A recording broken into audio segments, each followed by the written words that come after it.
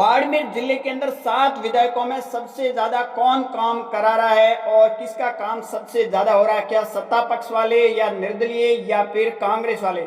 अगर बात की जाए सत्ता पक्ष की तो सत्ता पक्ष के जो बीजेपी के विधायकों ने ये तक आरोप मीडिया के ऊपर लगा दिया है कि हमारा जो काम है खुद का काम नहीं हो रहा है। अफसरशाही इतनी हावी हो चुकी है कि काम न तो हमारा हो रहा है न मंत्रियों तक का भी काम नहीं हो रहा है, सिर्फ दिल्ली से जो आदेश होता है वही काम होता है।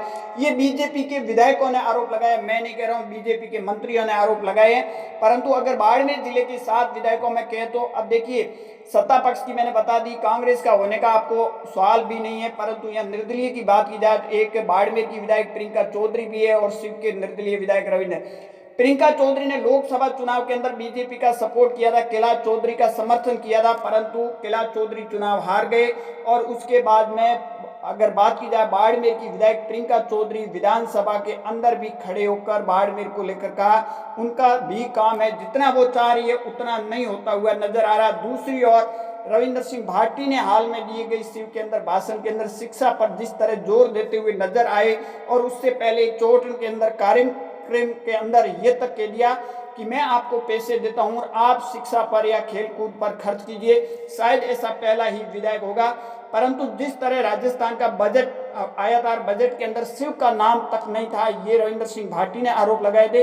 पर जैसे ही बजट के दूसरे तीसरे दिन कितने काम एक साथ आवंटन हो गए, इसका क्या कारण है? अब देखिए, कोई भी नेता सत्ता पक्ष में हो या फिर विपक्ष में हो, कैबिनेट मंत्रियों के साथ उनकी अगर ज्यादा तालमेल अगर बैठ रहे हैं, उनका लगाव है या फिर किसी भी वजह से, तो वो काम ले आता है, चाहे वो सत्ता पक्ष का हो, विपक्ष का हो या फिर निर्दलीय का। ये कई जगह कई बार होते हुए भी सामने देखा होगा, नजर आया होगा।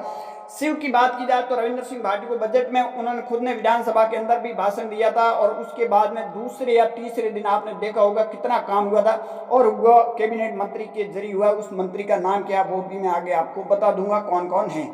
परंतु जिस तरह बीजेपी के विधायक जो आरोप लगा रहे हैं कि हमारा काम नहीं हो रहा, हम 4-4 बार चक्कर काट रहे हैं, ये जयपुर के मीडिया के अंदर एक विधायक का बयान दिया और वो मैं आपको बता रहा हूं। परंतु अगर सत्ता पक्ष की या निर्दलीय की बात की जाए, प्रियंका चौधरी ने भी विधानसभा के अंदर है वो सवाल निशान खड़े किए थे। हालांकि प्रियंका चौधरी ने भरपूर सपोर्ट है वो प्रियंका चौधरी ने किया था बीजेपी का लोकसभा चुनाव के अंदर कैलाश चौधरी का।